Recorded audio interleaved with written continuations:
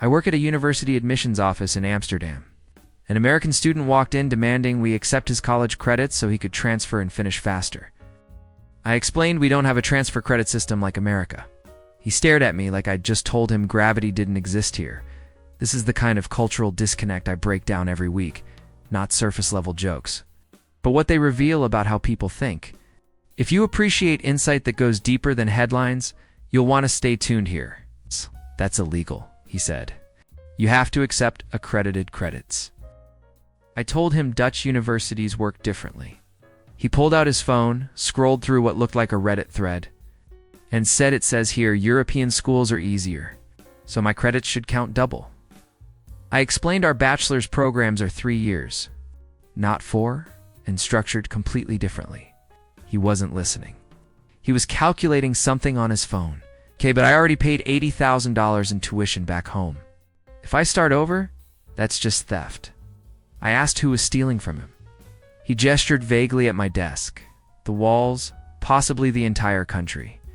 The system, he said. I need those credits recognized or I'm calling the American embassy. I gave him the embassy's number. He didn't call. Instead, he asked if we had payment plans because he wasn't paying European prices up front like some kind of peasant.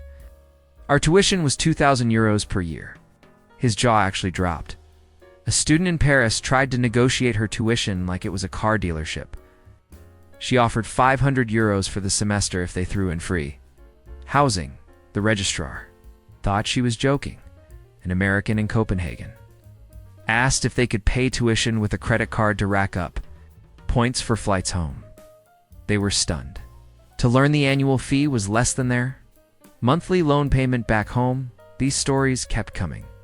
Americans arriving in Europe, confronting a completely different education system, and absolutely losing their minds over student debt costs and how universities actually work.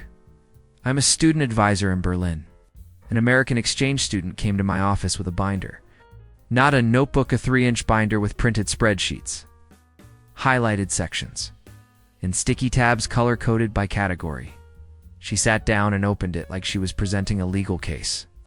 I need to understand the loan disbursement schedule. I explained we don't have student loans in Germany the way America does. Tuition is 300 euros per semester. She looked at her binder, then at me, then back at her binder. That's the monthly interest rate? No, that's the full price for 6 months of education. She didn't believe me. She thought I was confused, that maybe I didn't understand American financial terms.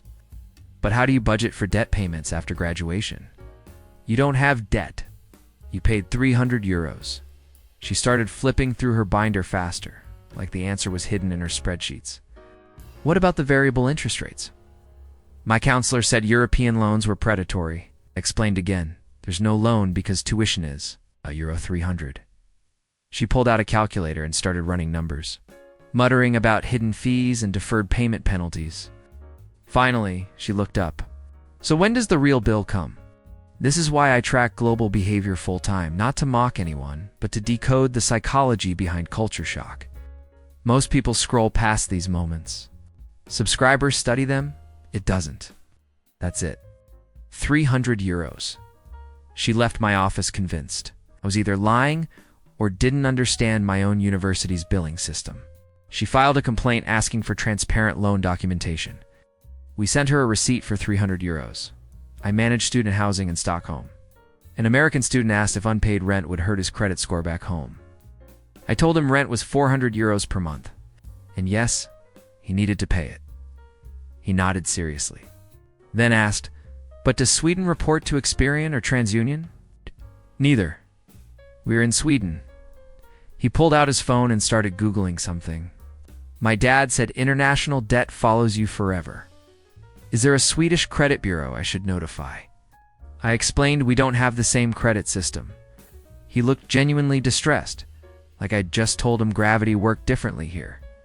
How do people buy houses? We have banks, but without a credit history, how do they know you're trustworthy? They look at your income and employment. He was spiraling now. What if I miss a payment? Does it go to collections? Can they garnish my wages in America? You're paying 400 euros a month for housing. Just pay on time. He set up automatic payments from 3 different accounts, in case one fails. He also asked for monthly payment confirmation emails, printed receipts, and a letter stating his account was in good standing. For rent. Sibai rent. I work in student services in Oslo. An American student asked where the financial aid office was. I told her we don't have one. She laughed, assuming I was joking. When I didn't laugh back, her face changed. Wait, seriously? We don't have financial aid offices because tuition is free for public universities. She processed this slowly. But what about grants, scholarships, work study? You don't pay tuition. You don't need financial aid. She sat down without being invited to. How do low-income students afford college? The same way everyone does. It's free, but that's socialism. It's Norway. She started, asking about merit-based scholarships and need-based aid packages and FAFA equivalents. I kept repeating that tuition was free.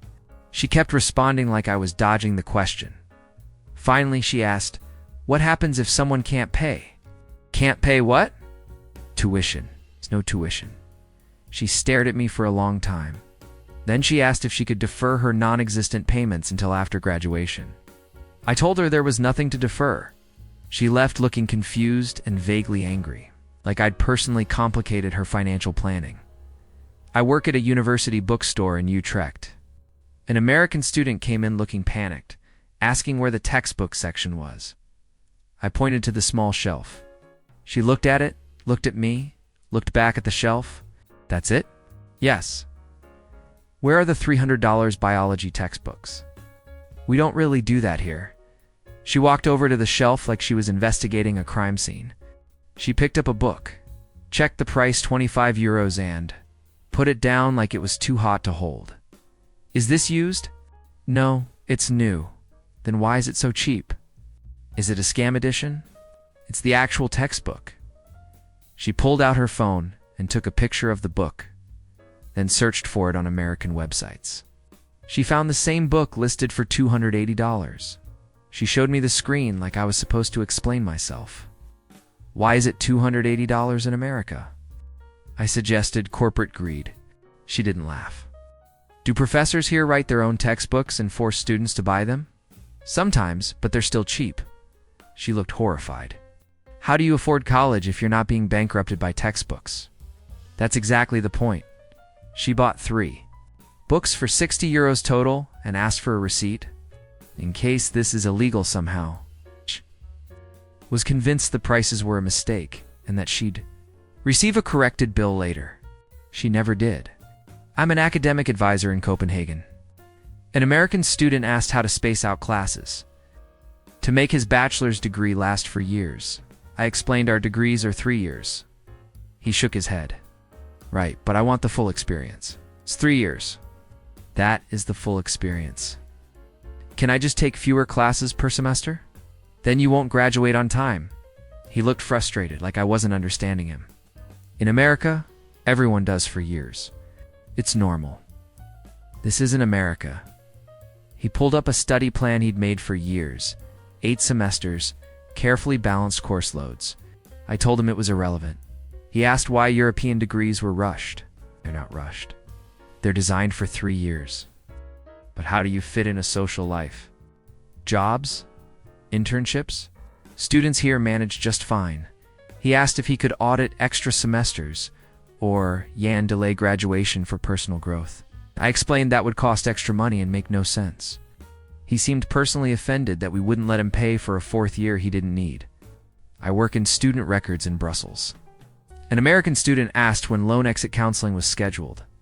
I asked what that meant. She explained it's the mandatory session before graduation where they teach you how to start repaying student loans. We don't have that. It's legally required. In America? Maybe. She pulled up a U.S. Department of Education website on her phone. See. Mandatory. That's a U.S. regulation. Do Belgian students just ignore their loans? There are no loans to ignore. She looked at me like I was personally responsible for her confusion. Then how does anyone ever pay back what they owe? They don't owe anything. She asked if Belgian graduates just default immediately. And if that's why European credit was weird, explained again. No tuition. No loans, no debt, no exit counseling. She didn't believe me. She asked if I could connect her with whoever handles collections, because she wanted to start paying early to reduce interest. There was no interest. There was no debt. There was no one to pay. She left convinced the Belgian system was disorganized. I managed student accounts at a university in Munich. An American student came in 6 months after graduating asking about his grace period. I asked what he meant. He explained that in America, you have 6 months after graduation before student loan payments start. I told him there were no loans. He insisted there had to be. He'd just finished a degree, obviously there was debt. I pulled up his account. Total paid over 3 years, 900 euros in semester fees. He stared at the screen. That's it? That's it. Where's the rest? There is no rest. He pulled out his phone and opened a loan calculator app. He typed in 900 euros, then looked at the result. If this was America, with average interest, I'd owe $45,000 right now. I nodded. That sounds about right. He sat there for a minute, just processing. Then he asked, do German students know how lucky they are? Some do. Some don't. It's just normal here. He stood up slowly, like he was in shock. I'm going to call my friends back home. They're not going to believe this. Before he left, he turned back. If I wanted to make a donation to the university, to pay it forward, could I? Of course, he donated 1,000 euros, said it still felt like stealing.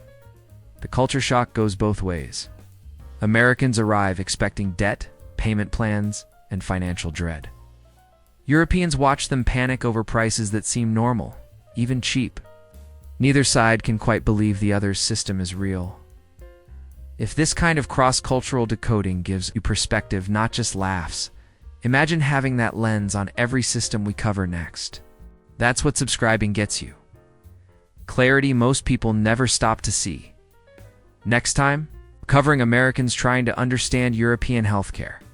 Spoiler, they're convinced free doctor visits are a scam and keep asking where to submit their insurance claims. It gets wild.